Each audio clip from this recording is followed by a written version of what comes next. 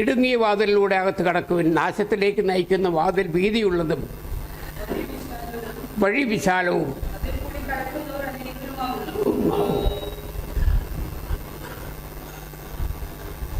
നമ്മൾ ലോകത്തിലേക്ക് നോക്കുമ്പോൾ വിശാലമായ വഴിയിൽ കൂടെ വീതിയുള്ള വാതിലിലൂടെ കടക്കുന്നവരാണ് അനേകർ.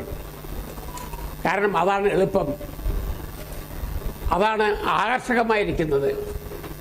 എന്നാൽ ക്രിസ്തുവിനോടുകൂടെ മരിച്ച് ഉയർത്തെഴുന്നേറ്റ നാം വ്യത്യസ്തരാണ്. നമുക്കും ഈ ലോകം വളരെ ആകർഷകമാണ്. പല പ്രലോഭനങ്ങളും നമുക്കും ഉണ്ട്. എങ്കിലും കർത്താവിൻ്റെ കൽപ്പന പ്രകാരം ഇടുങ്ങിയ വഴി. എന്താണ് ഈ ഇടുങ്ങിയ വഴി? ഇടുങ്ങിയ വഴി നീതിയുടെ വഴിയാണ്. ഇടുങ്ങിയ വഴി സ്നേഹത്തിൻ്റെ വഴിയാണ്, വിനയത്തിൻ്റെ വഴിയാണ്. ഇടുങ്ങിയ വഴി മത്സരത്തിൻ്റെ വഴിയല്ല, സൗഹാർദ്ദത്തിൻ്റെ വഴിയാണ്. നമ്മൾ ഓരോ മനുഷ്യരും, പ്രാകൃത മനുഷ്യരും ജനിച്ച് വളരുമ്പോൾ ലോകത്തിൻ്റെ ആകർഷങ്ങളിൽപ്പെട്ട് ഇവിടുത്തെ ധനത്തിനും പ്രശസ്തിക്കും സ്ഥാനമാനങ്ങൾക്കും വേണ്ടി ഉള്ള മരണപ്പാച്ചിലാണ്. ഇതിൽ അപകടമുണ്ടെന്ന് ആരും മനസ്സിലാക്കുന്നില്ല. ചിലർക്ക് ആ ബോധം വരുന്നത് വളരെ വൈകിട്ടാണ്. എന്നാൽ നമുക്കുള്ള ഒരു പ്രത്യേകത എന്തെന്ന് വെച്ചാൽ, ഇതിനെക്കുറിച്ചെല്ലാം ദൈവവചനത്തിൽ നമുക്ക് നേരത്തെ അറിവ് കിട്ടിയിട്ടുണ്ട്. ലോകം ആകർഷകമാണ്. ജഡം എപ്പോഴും പുതിയ പുതിയ അനുഭവങ്ങൾക്കും സുഖഭോഗങ്ങൾക്കും വേണ്ടി വെമ്പൽ കൊള്ളുകയാണ്. ഇതെല്ലാം ഉണ്ടെങ്കിലും ഇതിലെല്ലാം അപകടം ഒഴിഞ്ഞു കിടക്കുന്നുണ്ട്. ഇതെല്ലാം നമ്മൾ ഒരു ഭാഗത്തേക്ക് നീക്കി കർത്താവിൻ്റെ വഴിയിൽ നടക്കുമ്പോൾ നമുക്ക് യഥാർത്ഥമായ സന്തോഷവും യഥാർത്ഥമായ സമാധാനവും ലഭിക്കും. എല്ലാ ഹൃദയങ്ങളും, ലോകത്തിലുള്ളവരും നമ്മളും എല്ലാം സമാധാനത്തിന് ആഗ്രഹിക്കുന്നു, സന്തോഷത്തിന് ആഗ്രഹിക്കുന്നു. എന്നാൽ ലൗകികരായവർ തെറ്റായ വഴികളിൽ ആ സന്തോഷത്തിന് വേണ്ടി പരിശ്രമം ചെയ്യുകയാണ്, ഒടുക്കം നിരാശപ്പെടുകയാണ്. നമ്മൾ ഈ ജ്ഞാനം നമുക്കുള്ളത് കൊണ്ട്, ദൈവവചനം നമുക്കുള്ളത് കൊണ്ട്, ദൈവാത്മാവ് നമ്മളിൽ പ്രവർത്തിക്കുന്നത് കൊണ്ട് ആ വഴി, വിശാലമായ ആ വഴി, വീതിയുള്ള വാതിലിൽ കൂടെ കടക്കുന്ന ആ വഴി പലപ്പോഴും അബദ്ധങ്ങളിലേക്കും പരാജയത്തിലേക്കും പോകാൻ വഴിയുണ്ടെന്ന് ഈ വചനം നമ്മെ ബോധിപ്പിക്കുകയാണ്. എന്നാൽ ജീവനിലേക്ക് നയിക്കുന്ന വാതിൽ ഇടുങ്ങിയതും വഴി ഞെരുക്കമുള്ളതുമാകുന്നു, അത് കണ്ടെത്തുന്നവർ ചുരുക്കമത്രേ. ലോകത്തിലുള്ളവർ വലിയ മത്സരങ്ങളിൽ ഏർപ്പെട്ടിരിക്കുകയാണ്. നമ്മൾ ആ മത്സരത്തിൽ നിന്നും വേർപെട്ട് നിൽക്കുകയാണ്. കാരണം കർത്താവ് നമ്മളോടൊപ്പമുണ്ട്. മത്സരിക്കേണ്ട ആവശ്യം നമുക്കില്ല. സ്തോത്രം. അതിനുവേണ്ടി മത്സരിക്കുന്നത് വെറും മിഥ്യയും നാശകരവുമാണ്. സ്തോത്രം.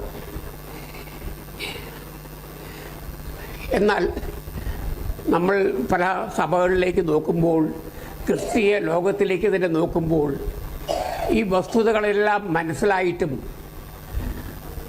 അബദ്ധത്തിൽ ചെന്നു ചേരുന്നവർ ഒരു നല്ല മെജോറിറ്റി ഉണ്ട്. കാരണം വസ്തുതകൾ അവർ ബുദ്ധിപരമായി മനസ്സിലാക്കുന്നു, എന്നാൽ അവരുടെ ഹൃദയം പൂർണ്ണമായ ഒരു മാനസാന്തരത്തിലേക്ക് വന്നിട്ടില്ല. അതിന് കാരണം പലപ്പോഴും ജഡത്തിൻ്റെയും ലോകത്തിൻ്റെയും സാത്താൻ്റെയും പ്രലോഭനങ്ങളാണ്. അതുകൊണ്ടാണ് നമ്മൾ തെറ്റിപ്പോകുന്നത്. ഇതെല്ലാം എപ്പോഴും നമ്മൾ മനസ്സിൽ വെച്ച്, നമുക്ക് 3 ശത്രുക്കളുണ്ട് പ്രധാനമായിട്ട്. ഈ ലോകത്തിൻ്റെ അധിപനായ സാത്താൻ, നമ്മുടെ തന്നെ ജഡം നമുക്കെതിരായി പ്രവർത്തിക്കും.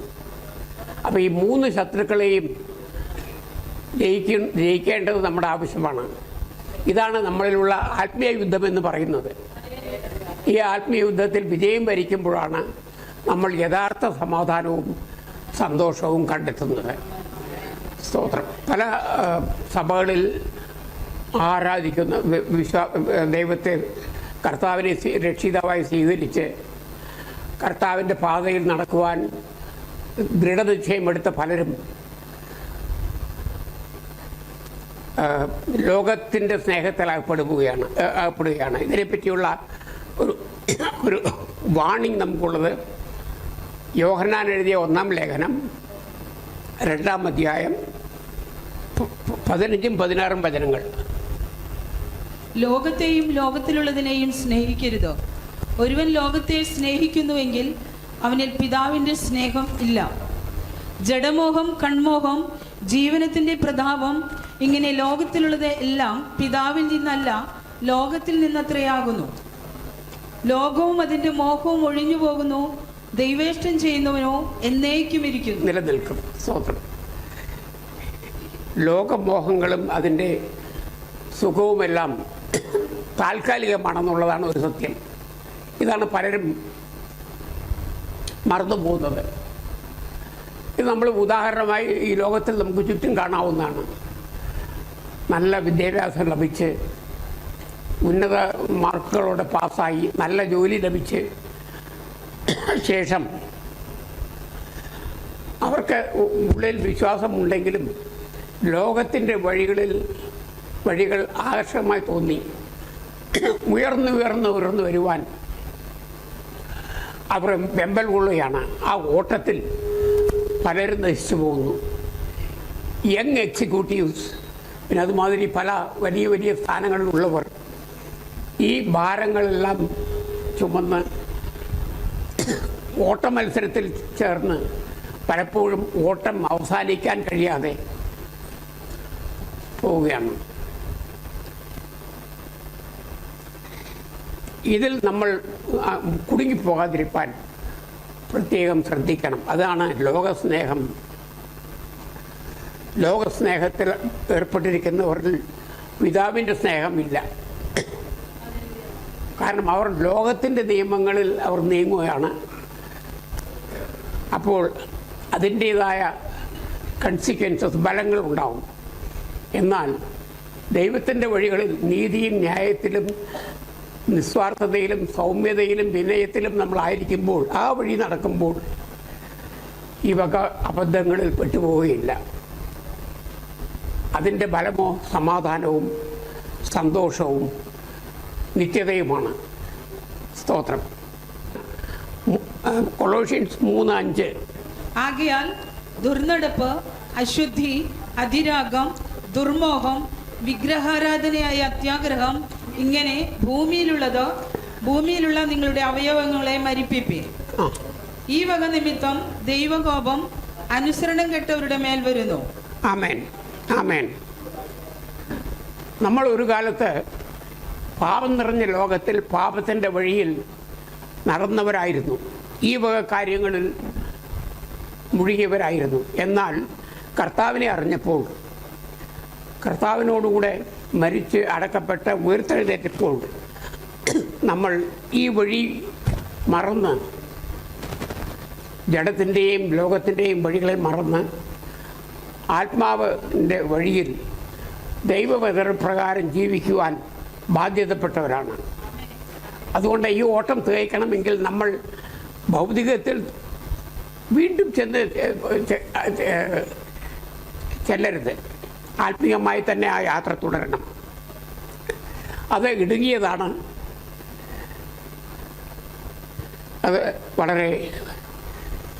അത് ഇടുങ്ങിയതാണ്.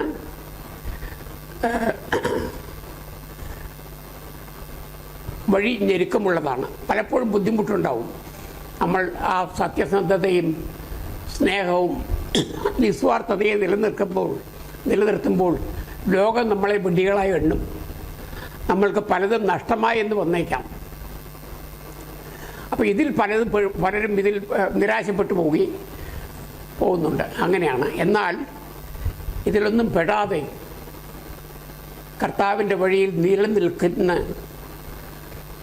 ആ വഴിയിൽ തുടരുന്ന പലരുടെയും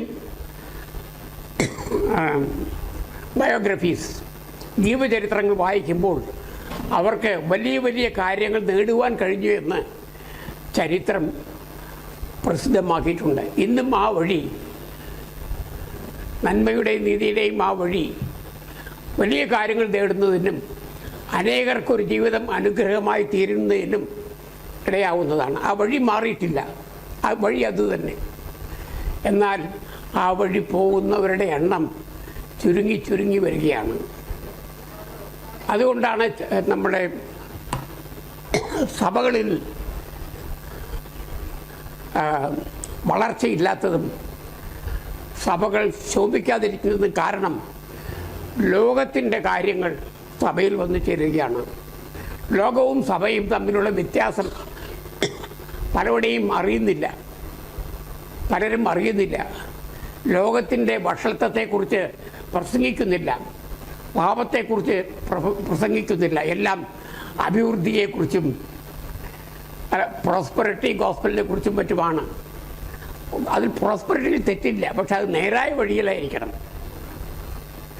അല്ലാതെ ലോകത്തിൻ്റെ വഴിയിൽ നമുക്ക് ലഭിക്കുന്ന പ്രോസ്പെറിറ്റി നിലനിൽക്കുകയില്ല, സമാധാനം തരികയില്ല.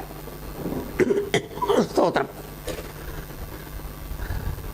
ഇതെല്ലാം വെടിഞ്ഞ് നമ്മൾ കർത്താവ് കാണിച്ച ആ വഴിയിൽ നടക്കുന്നത് കുറച്ച് ദുഷ്കരമാണെങ്കിലും, തൽക്കാലം ദുഷ്കരമാണെങ്കിലും അതിൻ്റെ ഫലം സമാധാനവും നിത്യജീവനുമാണ്.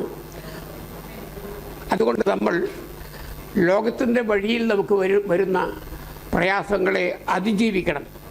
കോപം, ക്രോധം, വഷളത്വം, പരദൂഷണം, 8-ാമത്തെ വചനം, അശ്ലീല സംസാരം എന്നിവ ഒക്കെയും നിങ്ങളുടെ വായിൽ നിന്നും മാറ്റിക്കളയുവിൻ. ഇതെല്ലാം നമ്മൾ ചുറ്റും കാണുന്ന ജനങ്ങളിൽ കാണുന്ന ദുഷിച്ച വശങ്ങളാണ്. അവയെ നാം അനുകരിക്കരുത്, അവയെ വിട്ടുകളയണം. സ്തോത്രം. അതിന് പകരം ആത്മാവിൻ്റെ ഫലങ്ങളിൽ നമ്മൾ വളർന്നു വരണം. അതെന്തൊക്കെയാണ്? 12-ാം വചനം, 3-ാം അധ്യായം 12-ാം വചനം. മനസ്സലിവ്, ദയ, താഴ്മ, സൗമ്യത, ദീർഘക്ഷമ എന്നിവ ധരിച്ചുകൊണ്ട് അന്യോന്യം പൊറുക്കുകയും ഒരുവനോടൊരുവന് വഴക്കുണ്ടായാൽ തമ്മിൽ ക്ഷമിക്കുകയും ചെയ്യുവീൻ. കർത്താവ് നിങ്ങളോട് ക്ഷമിച്ചതുപോലെ നിങ്ങളും ചെയ്യുവീൻ. 14 എല്ലാറ്റിനും ഇതൊക്കെയാണ്. എല്ലാറ്റിനും ഇതേ സമ്പൂർണതയുടെ ബന്ധമായ സ്നേഹം ധരിപ്പി. ആമേൻ. അപ്പോൾ ആത്മീയ വഴിയിൽ നമ്മൾ നടക്കുമ്പോൾ ആത്മീയ ബലം നമ്മളിൽ നിന്ന്, ആത്മാവിൻ്റെ ഫലങ്ങൾ നമ്മളിൽ നിന്ന് പുറപ്പെടും. അത് പ്രയത്നം ആവശ്യമില്ല. അത് പരിശുദ്ധാത്മാവ് ഓരോ വ്യക്തിയിലും ആരെല്ലാം പരിശുദ്ധാത്മാവിനെ പ്രവർത്തിക്കുവാൻ അനുവദിക്കുന്നുവോ അവരുടെ ഹൃദയങ്ങളിൽ മാറ്റങ്ങളുണ്ടാവും. അവർ കൂടുതൽ സ്നേഹിക്കാൻ പഠിക്കും. അവർ വിനയമുള്ളവരായി തീരും. അവർ മറ്റുള്ളവരെ അനുഗ്രഹിക്കുന്നവരായി മാറും. സ്വാർത്ഥത തേടാത്തവരാവും.